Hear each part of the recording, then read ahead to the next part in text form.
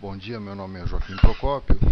Nós vamos continuar com o nosso mini curso de Biofísica, iniciando então a lição de número 11. E vou começar descrevendo a vocês uma questão muito importante, que é a questão de como o citoplasma e a célula, de modo geral, são capazes de armazenar cargas elétricas. Então nós vimos no modelo biológico que a injeção de corrente para dentro do citoplasma, por exemplo, cargas positivas sendo injetadas para dentro do citoplasma, produz uma corrente, e essa corrente, eu falei brevemente, ela se divide em duas partes, essencialmente. Uma parte das cargas injetadas pela pipeta acumula-se no citoplasma, e outra parte das cargas vaza para fora, para o extracelular. Quanto dessas cargas, qual a proporção de cargas que permanece e a proporção de cargas que vaza para fora do celular?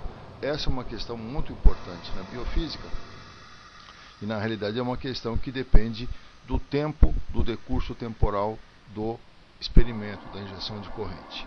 Mas o problema que eu quero discutir com vocês hoje é essencialmente a capacidade extraordinária que esse sistema, membrana celular e citoplasma, tem de armazenar cargas. Então, a possibilidade de armazenar cargas é uma propriedade de todos os objetos de modo geral. Então, o que significa isso? Eu posso adicionar cargas, por exemplo, numa esfera metálica, e ela vai então acumular uma certa quantidade de cargas, e evidentemente o potencial elétrico vai se alterar, vai aumentar como função dessas cargas. Mas a questão é que os objetos, de modo geral, os objetos convencionais, eles são muito pouco eficientes no sentido de armazenar cargas. O que vem a ser a eficiência em armazenar cargas? Bom, de modo geral, a gente diz que essa eficiência é a possibilidade do objeto armazenar cargas com uma variação pequena do seu potencial. Sim, porque o custo do armazenamento de cargas, por assim dizer, é um aumento do potencial. Se eu começo a colocar cargas positivas numa esfera, como nós temos aqui, à medida que essas cargas vão se acumulando na esfera, o potencial da esfera vai aumentando. Portanto, o trabalho necessário para que sejam colocadas cargas adicionais na esfera vai aumentando à medida que o potencial vai aumentando. Um outro problema dessa pequena eficiência em armazenar cargas dos objetos de modo geral é o fato de que, além do trabalho, então, como eu disse, necessário para colocar as cargas, o potencial vai aumentando muito em um grande grau, e isso dificulta a manipulação do objeto, uma vez que esse objeto adquire uma voltagem que pode se tornar perigosa. Então, nós dizemos que a capacitância elétrica, agora já focalizando um pouco mais no nosso tema, a capacitância elétrica de um objeto é a sua eficiência em armazenar cargas. E essa capacitância é dada por uma relação bastante conhecida, que é a relação entre a carga armazenada e a voltagem que o objeto adquire. Então, para uma mesma carga, um objeto que tem uma capacitância grande vai adquirir um potencial pequeno. Isso é uma vantagem, porque eu posso manipular esse objeto facilmente e eu posso adicionar cargas com maior facilidade. Então, a capacitância elétrica é a eficiência de um objeto em armazenar cargas. Vamos considerar um objeto bastante simples, que uma esfera metálica, por exemplo. Então, o potencial de uma esfera metálica essencialmente é dado por essa equação, onde nós temos a carga, aqui é uma constante e aqui é o raio da esfera. Então, vejam que o raio da esfera vai no denominador. E então, e a voltagem, então, é a carga sobre o raio. Então, vocês vejam que a voltagem dessa esfera metálica, ela é uma função da capacitância. Então, quanto maior a capacitância da esfera, menor vai ser a sua voltagem para uma dada quantidade de cargas que foram adicionadas na esfera. E a capacitância, então, de uma esfera é dada por essa formulazinha, onde nós temos, então, capacitância é 4π, esta é a permitividade dielétrica do vácuo, e esse é o raio da esfera. Quanto maior o raio da esfera, maior vai ser a capacitância dessa esfera. Mas, curiosamente, a membrana celular e a célula se constituem num sistema extremamente eficiente do ponto de vista de capacitância. Eu vou dar um exemplo para vocês e vocês vão ficar convencidos de que isso é verdade. Então, nós vamos usando esta fórmula, capacitância de uma esfera, nós vamos calcular qual seria a capacitância esférica, capacitância elétrica, de uma esfera metálica do tamanho da Terra. Ou seja, eu tenho uma esfera hipotética que tem o tamanho do nosso planeta. Colocando os dados, as dimensões da Terra, nesta fórmula, eu chego a este valor aqui. Então, a capacitância esférica, a capacitância elétrica de uma esfera do tamanho da Terra é 666 microfarad. Agora vejam o seguinte, essa mesma capacitância eu consigo obter com um pedaço de membrana celular hipotético que tem apenas 20 por 33 centímetros. Então vocês vejam que a membrana celular e o conjunto da membrana com o citoplasma constitui um sistema de capacitância extremamente grande. Capacitância relativa extremamente grande em relação às suas dimensões. E de que maneira que o citoplasma e a membrana acumulam cargas? E, curiosamente, isso eu vou explicar melhor para vocês, essas cargas que foram injetadas e que eu falei para vocês que se acumularam no citoplasma, na realidade elas não ficam exatamente no citoplasma. E elas também não ficam exatamente na membrana. Então, quando nós temos um acúmulo de cargas, ou uma diferença de potencial através da membrana, por exemplo, na membrana em repouso, vamos considerar agora uma membrana que tem o seu potencial de repouso, com citoplasma negativo e o extracelular positivo, essas cargas, na realidade, elas não ficam exatamente no citoplasma, porque o interior do citoplasma é eletricamente neutro. E também elas não ficam no meio extracelular. Na realidade, elas ficam em interfaces às quais a gente não tem acesso experimental. E isso nos leva a tentar explicar agora por que a membrana celular é um capacitor.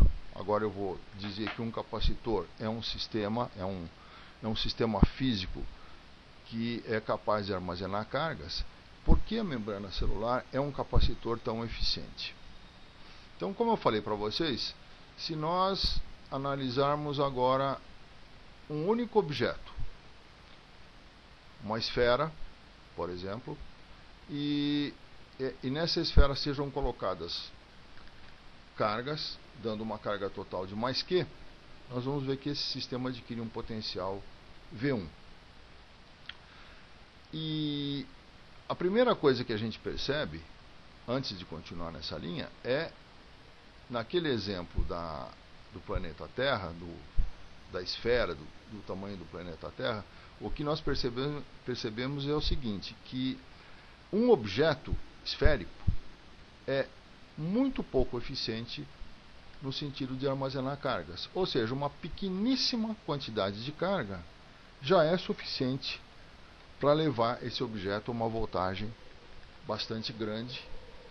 E eu posso até dar um exemplo, o cálculo não está feito aqui, mas eu fiz esse cálculo e ele é verdadeiro, que é o seguinte, o meu carregador de celular, ele é capaz de gerar 500 mA. Então é um sistemazinho que gera uma corrente para poder carregar a bateria do celular.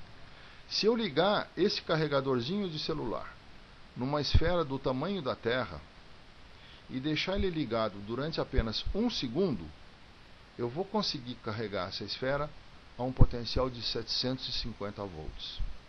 Então vocês percebam que, como eu falei, um objeto, seja metálico ou não, de modo geral, um objeto isolado, um objeto único, é muito pouco eficiente. Agora vamos voltar a este sistema que eu havia começado a discutir e eu fiz aquela pequena interrupção.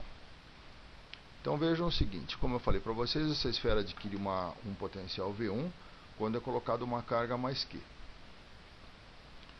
Mas, se eu aproximar dessa esfera amarelinha, se eu aproximar agora uma esfera com carga menos Q, eu vou fazer com que o potencial dessa esfera amarela fique menor. Porque agora o potencial dessa esfera amarela vai depender não somente das cargas que estão armazenadas, fixas nessa esfera, mas vai depender do potencial gerado pelas cargas negativas da esfera vermelha. Portanto, eu tenho agora a mesma quantidade de cargas na esfera amarela, mas eu tenho um potencial elétrico menor. Muito bem, quanto mais próximos esses dois condutores estiverem um do outro, maior vai ser esse efeito. Então eu posso agora amassar um pouco essas duas esferas, de modo que elas possam ficar ainda mais perto. Eu vou ter agora uma diminuição maior ainda do potencial que vai para o valor V3. Então, o potencial V1 é o maior, V2 é menor que V1, V3 é menor que V2. Eu vou amassar mais ainda, para que os condutores possam se aproximar mais ainda, e agora eu vou ter um potencial V4 que vai ser menor do que V3. Tudo isso mantendo a mesma quantidade de carga. Finalmente, eu posso agora amassar tanto esses dois condutores que eu vou fazer com que eles se transformem em duas placas que a gente chama de placas paralelas. E agora eu posso aproximar bastante esses condutores. Na realidade, eu posso aproximar a uma distância extremamente pequena.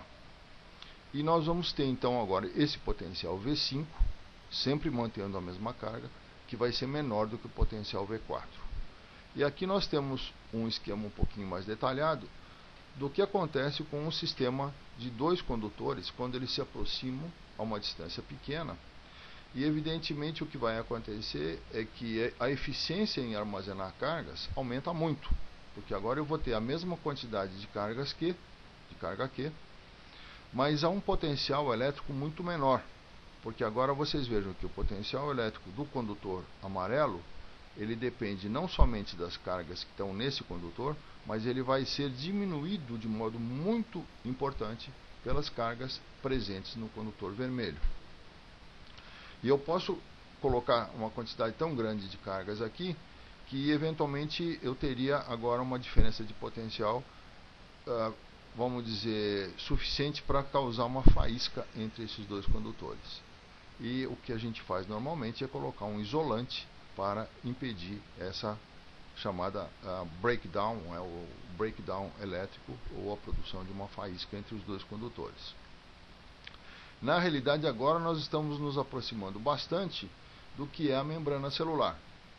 E só para terminar esta lição, nós vamos ver agora